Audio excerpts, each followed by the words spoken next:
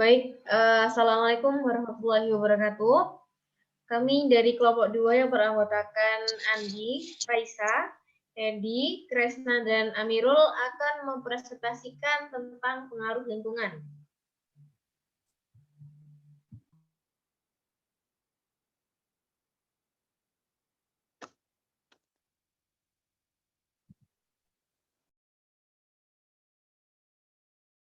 Di sini saya akan menjelaskan ekstraksi sumber daya.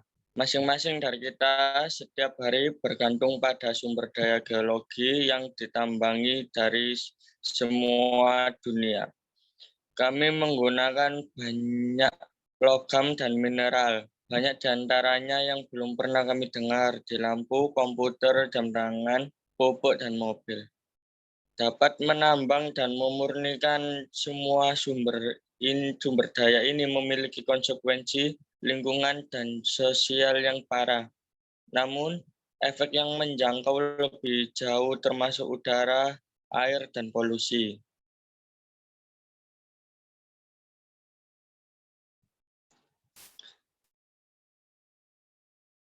Saat ini mineral terkena udara dan air. Mereka menghasilkan asam sulfat yang sangat mobile dan sangat asam. Biji tersebut mengandung sangat rendah konsentrasi emas, platinum, atau logam yang berharga lainnya. Hanya 10 hingga 20 bagian per miliar yang mungkin dapat diekstraksi secara ekonomis. Akibatnya, biji dalam jumlah besar harus dihancurkan dan dicuci untuk mengekstraksi logam. Zat beracun seperti cyanida sering digunakan untuk proses secara kimiawi memisahkan logam dari bijinya. Di slide selanjutnya, yaitu teknik penambangan yang berbeda dapat menimbulkan perbedaan risiko terhadap air serta udara. Ada beberapa teknik untuk mengekstraksi material geologi. Metode yang paling umum adalah penambangan terbuka, penambangan strip, dan pertambangan bawah tanah. Tahun 1849, penambang Placer telah menggunakan meriam air untuk meledakkan kerikil lereng bukit. Ditambang batu bara bawah tanah, debu, batu bara, serta gas alam yang terkait dengan lapisan batu bara dapat menyebabkan ledakan dan kebakaran yang tidak terkendali. Ratusan tambang batu bara membara di Amerika Serikat, China, Rusia, India, Afrika Selatan, dan Eropa. Tidak dapat diaksesnya, dan ukuran kebakaran ini dapat terjadi mungkin untuk dipadamkan atau dikendalikan. Teks selanjutnya, menurut baru-baru ini, studi International Institute for Aerospace Survey di Belanda menyebutkan bahwa kebakaran ini menghabiskan hingga 200 juta ton batu bara setiap tahun dan mengeluarkan karbon dioksida sebanyak semua mobil di Amerika Serikat. Next. Ya, hari ini pengolahan juga menghasilkan asam dan logam. Kedua proses tersebut melepaskan sejumlah besar bahan beracun yang bahkan bisa lebih berbahaya lagi bagi lingkungan daripada penambang. Salah satu kasus kerusakan ekologi yang paling terkenal akibat peleburan adalah gurun di dekat Topdon, Tennessee. Untuk mengekstrak tembaga dari biji tersebut, perusahaan membangun api kayu besar di udara yang terbuka dengan menggunakan kayu dari hutan di sekitarnya. Hujan menyapu tanah dari tanah yang gundul dan menciptakan pemandangan bulan yang tandus.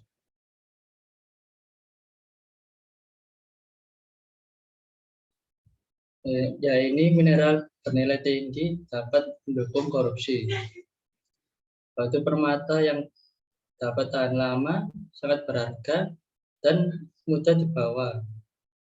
Dan logam mulia telah lama menjadi cara untuk menyimpan serta mengangkut kekayaan. Banyak orang yang menghargai cincin berlian atau emas cincin kawin sebagai simbol cinta dan pengabdian yang tidak disadari itu mungkin diperoleh melalui kondisi kerja yang tidak manusiawi dan metode penambangan dan pengolahan yang dapat merusak lingkungan.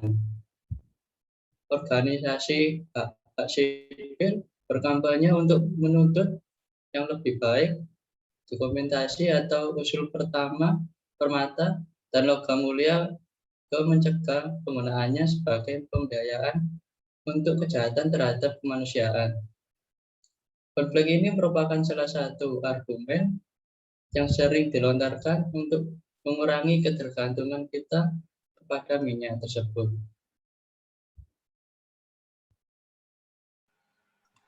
Selanjutnya yaitu membantu penyembuhan alam. Manusia telah mengganggu alam selama kita ada. Dengan ketersediaan teknologi industri, bagaimanapun dampak kami meningkat secara dramatis baik dalam cakupan maupun tingkat keparahan. Menyusuri hutan, membajak pada rumput, membantai satwa liar, mengisi lahan basah, dan polusi udara dan air. Kekuatan kami yang sangat ditingkatkan juga memungkinkan bagaimanapun untuk memperbaiki beberapa kerusakan kami telah menyebabkan. Bidang restorasi ekologi yang relatif baru, upaya untuk melakukan ini didasarkan pada sains yang baik dan pragmatis pendekatan. Beberapa orang melihat hal ini sebagai era baru dalam sejarah konservasi. Restorasi baik untuk ekonomi dan budaya manusia.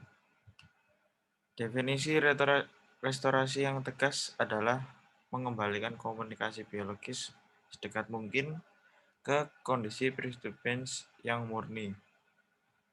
Definisi lebih luas dari restorasi hanyalah mengembangkan ekosistem yang mandiri dan bermanfaat dengan sebagai mungkin elemen aslinya.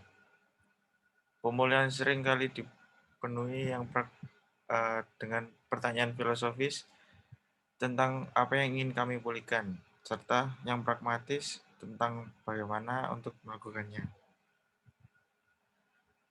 Restorasi menjadi landasan pengolahan ekonomi sumber daya dan sumber kebanggaan budaya. Bukan hanya altruistik aktivitas ekologi. Restorasi terbesar proyek yang pernah dicoba adalah reboisasi atau penebangan lahan hutan terdegradasi.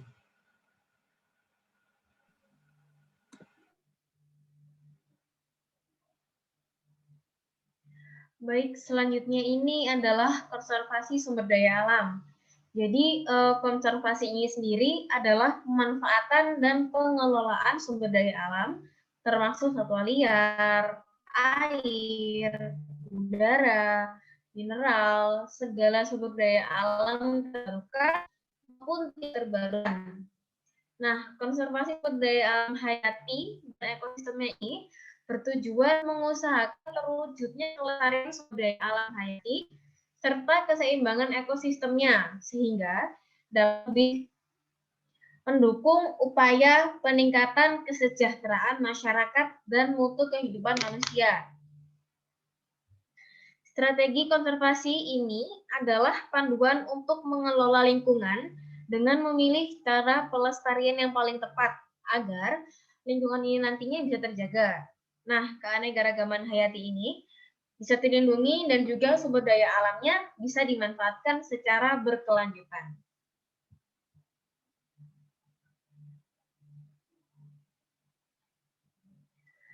Selanjutnya ini merupakan contoh pertama dari studi kasus.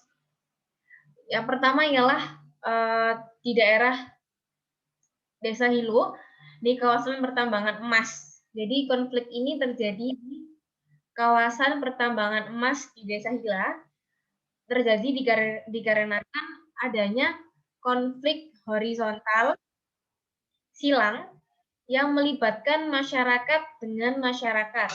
Namun, di dalam ini terdapat elit-elit lokal seperti pihak-pihak yang berduit yang ikut berperan. Nah, masyarakat yang berkonflik ini adalah masyarakat yang bertambang, yaitu merupakan elit-elit lokal tersebut. Dan masyarakat yang kontra tambang ini ialah masyarakat yang justru mempunyai hak untuk mengelola tambang tersebut. Nah, perbedaan kepentingan tersebut ini membuat konflik terjadi dan juga merusak sistem kehidupan sosial masyarakat yang telah ada sejak dulu. Terdapat juga klaim-klaim sepihak terdapat sumber atau lahan yang dilakukan oleh aktor-aktor tertentu.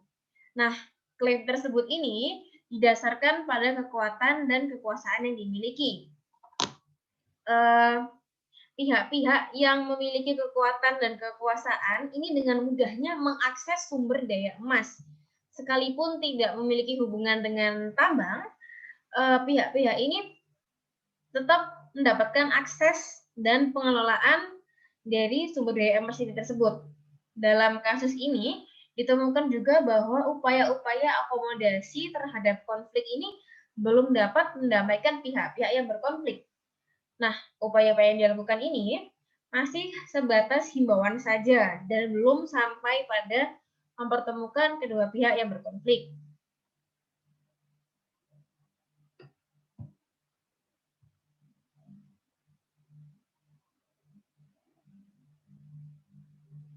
Lalu studi kasus yang kedua ini ialah memindahkan pegunungan untuk batubara. Dari sekian banyak sumber daya geologi yang kita andalkan, batubara ini sudah lama ada dan terus-menerus untuk mengekstraksi batubara. Jadi kita ini dari dulu itu terus-menerus mengekstraksi batubara, lebih cepat dan lebih murah juga. Sebagian besar batubara ini terakumulasi lebih dari 300 juta tahun yang lalu. Selama periode 60 juta tahun yang disebut Karboniferous dinamai untuk lapisan batu bara yang umum ditemukan pada batuan pada usia tersebut. Lapisan batu bara ini adalah lapisan yang terjepit di antara batuan sedimen lainnya, terutama batu pasir, serpih, dan juga batu kapur. Masing-masing lapisan ini diendapkan pada tahap yang berbeda saat permukaan laut berubah naik atau turun seiring berjalannya waktu. Nah, biasanya penambang ini menggali lubang tambang yang di dalamnya untuk mengakses batu bara. Lanjut.